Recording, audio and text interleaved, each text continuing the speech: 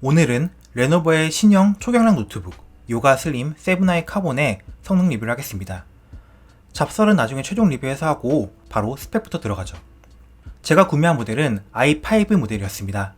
i5 1135G7 타이거 레이크 CPU이고 아이리스 X 내장 그래픽을 사용하고 있습니다만, 인텔에서 이번 타이거 레이크 CPU에서는 i7과 i5 사이 내장 그래픽 차별을 두었습니다. i5는 80개, i7은 96개의 익세큐션 유닛을 가지고 있기 때문에 아이스레이크 때와는 다르게 같은 G7이라도 실제 그래픽의 스펙은 달라요. 그리고 메모리는 4267MHz 클럭을 가진 LPDDR4X 듀얼 채널 16GB 온보드 램, 저장 장치는 삼성 PM931A NVMe SSD를 사용하고 있었고, 가성비 좋은 걸로 유명한 SSD인 만큼 속도는 빠릅니다. 디스플레이는 13.3인치 2560x1600 상도의 QHD 플러스 패널이며 NTSC 72%, 300니트의 스펙을 가지고 있었습니다. 50W의 배터리, 와이파이 6 지원하는 인텔 AX201 무선 랜, 실측 무게 976g이었습니다. 노트북의 내부는 6개의 나사만 풀면 쉽게 접근 가능하고, 램은 온보드이고 SSD와 랜 카드는 교체 가능합니다. 괜찮은 걸 넣어줬기 때문에 굳이 교체할 이유는 없을 것 같긴 하지만요. 쿨링 시스템은 원팬, 원히트 파이프 구조입니다. 그런데 보면 팬의 반대쪽에 분명히 또 한 개의 쿨링팬을 설치할 수 있는 공간이 남아 있습니다. 아마도 비슷한 폼팩터를 사용하면서 두 개의 쿨링팬을 달고 있는 모델도 있는 모양인데, 어쨌거나 이 노트북은 한 개의 쿨링팬만 가지고 있어요. 그럼 벤치마크로 들어가겠습니다. 이번 테스트는 실내 온도 23도의 조건에서 책상 위에 오리 상태로 진행되었습니다. 특별한 언급이 없는 경우 최고 성능 모드에서 테스트를 시행하였습니다. 먼저 CPU의 성능을 확인하기 위한 시네벤치입니다. 시네벤치 R23을 먼저 확인해보면 테스트 진행 중 처음에는 아주 짧게 40W의 전력을 끌어오면서 93도 정도까지 온도가 오르나 금방 전력과 클럭, 온도가 떨어지고 CPU 패키지 전력은 25W부터 조금씩 떨어져서 시간이 지나면서 약 17W 정도 수준까지 떨어지고, 그때 CPU의 온도는 60도대 후반에서 유지됩니다. 최종적으로 멀티코어 점수 4290점, 싱글코어는 1360점이었습니다. XPS에서 확인하였던 i7 1165G7의 점수랑 비교해보면 싱글코어와 멀티코어 점수 둘 다 10% 미만의 차이를 보입니다. 이전 아이스레이크 때나 위스키레이크 때도 그랬는데요. 인텔의 저전력 CPU에서 i5와 i7은 CPU 성능에서 별 차이를 보이지 않습니다. 이전 시네벤치 버전인 시네벤치 R20 점수도 확인해보았고 1867점으로 확인되었습니다. 다음으로 긱벤치입니다. 긱벤치 5에서 싱글코어 1384, 멀티코어 5339점으로 확인되어 타이거 레이크 i7과 비교해서 싱글코어 성능은 조금 떨어지지만 멀티코어 점수는 오차 범위 이내의 차이를 보였습니다. 블렌더 CPU 렌더링 테스트에서는 테스트용으로 많이 사용되는 블렌더 BMW 파일을 CPU 렌더링 하는데 9분 47초가 걸려 여기서는 i7보다 좀 더 느린 모습이 확인되었습니다.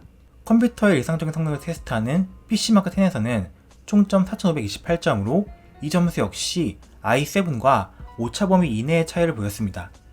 물론 PC마크는 사무용 PC의 성능을 보는 벤치마크라 어느정도 스펙 이상의 PC에서는 큰 점수 차이가 나지 않긴 하죠. 다음으로 프리미어 프로 테스트입니다.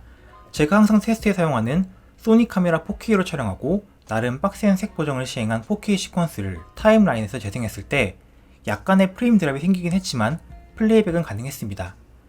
타임라인 스크러빙도 간혹 버벅대긴 했지만 그래도 제법 잘 따라와주는 수준이었고요.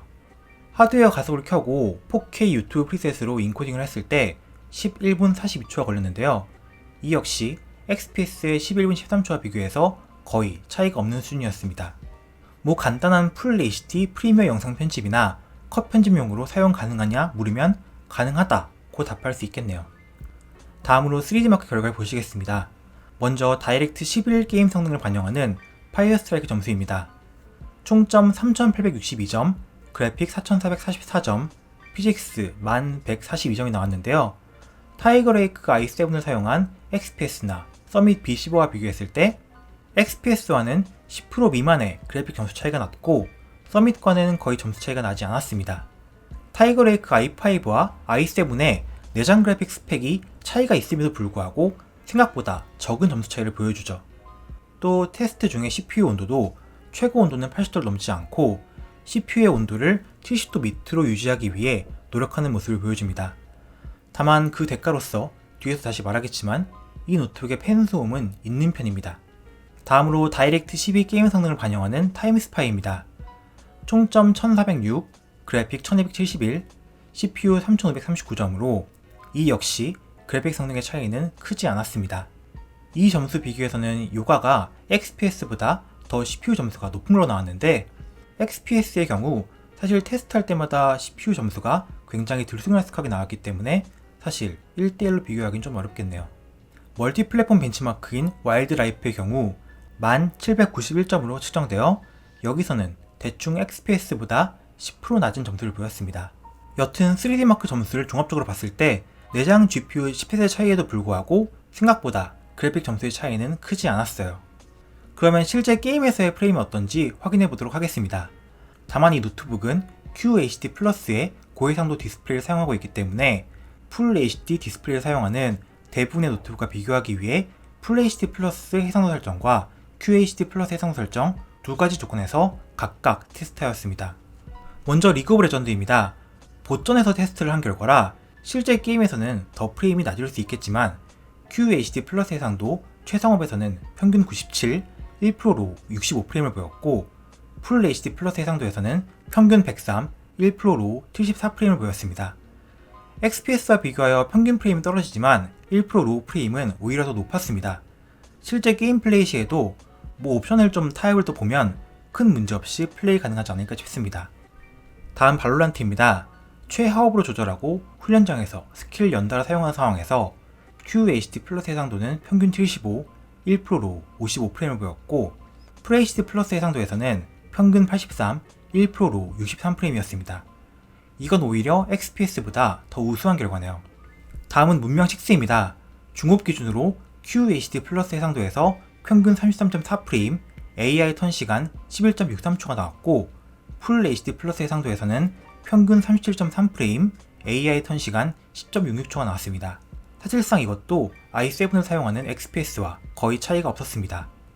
원신에서는 상업 기준 밤 시간 몬드마을 내부에서 측정하였을 때 QHD 플러스 평균 16프레임, 풀 HD 플러스 평균 24프레임이 나왔습니다. 사실 최하업으로 설정해도 QHD 해상도에서는 프레임 드랍이 좀 심해서 제대로 플레이하기를 원한다면 풀 HD 이하의 해상도로 설정해야 할 것 같습니다. GTA5는 다음과 같이 대부분의 옵션을 낮춰놓았고 종합적으로 중하업 정도 되는 옵션에서 테스트하였습니다. 내장 벤치마크 마지막 자동차 씬에서 프레임 측정하였을 때 QHD 플러스에서 평균 28, 풀 HD 플러스에서 평균 37프레임 나왔습니다. i7에 비해서 좀 떨어지는 결과이고 라이젠 르누아르나 MX350 같은 것과 비교하면 꽤 많이 떨어지는 결과였죠.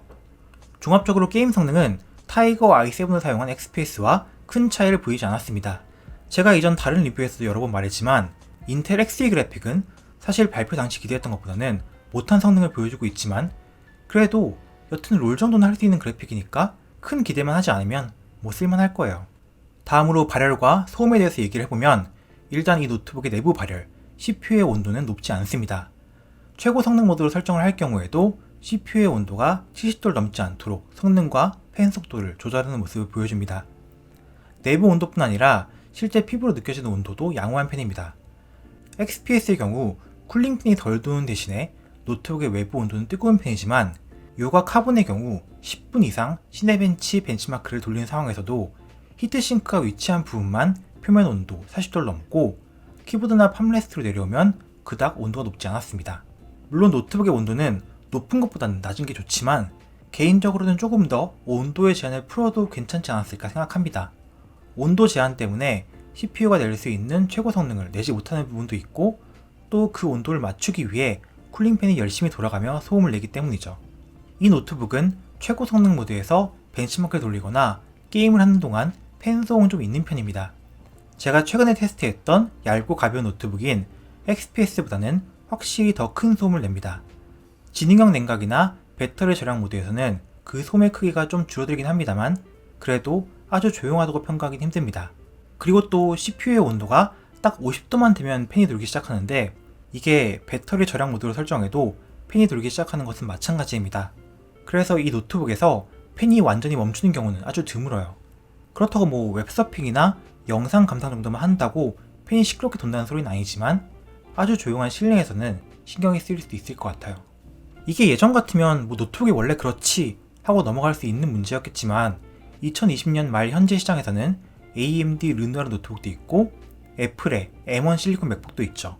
그런 노트북들은 인텔에 비해서 상대적으로 발열 문제가 덜하고 팬 소음도 전반적으로 덜하거나 심지어 맥북 에어 같은 팬리스 제품도 있죠.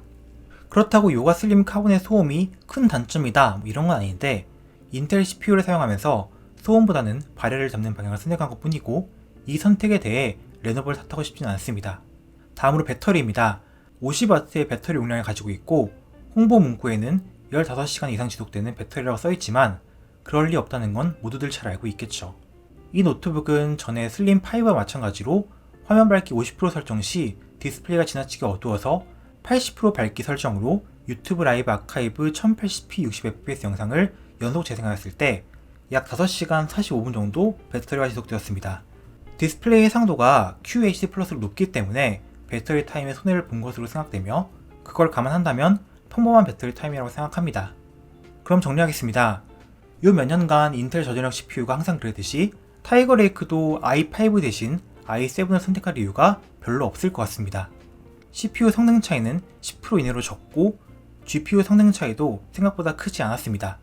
물론 같은 요가 슬림 카본의 i7 모델이랑 비교해야 제대로 된 비교가 되겠지만 일단 이전 리뷰했던 XPS랑 비교해보면 그렇다는 소리입니다. 대부분의 성능은 예상했던 수치에서 크게 벗어나지 않았고 얇고 가벼운 노트북이 기대하는 일상적인 작업들과 가벼운 게임, 영상 편집 등은 큰 문제 없이 가능할 것으로 보입니다. 그리고 노트북 내 외부의 온도도 굉장히 안정적인 편이었죠. 하지만 배터리 타임은 사실 아주 좋은 편은 아니었고 쿨링팬도 아주 시끄럽진 않지만 상당히 자주 동작하는 편이었죠. 인텔 노트북 중에서는 그닥 나쁘지 않은 결과였지만 이 노트북의 경쟁 상대는 인텔과 르누아르 노트북만 있는 게 아닙니다. 애플 M1 맥북이 국내 판매를 시작하였고 내년 전반기에는 AMD 젠3 세단 노트북도 모습을 드러내겠죠. 과연 그 시점에서 타이거 레이크가 어느 만큼의 경쟁력을 보여줄 수 있을까 모르겠네요. 다음 영상에서는 이 노트북의 종합 리뷰를 진행하도록 하겠습니다. 그럼 도움이 주시길 바라며 다음에 뵐게요.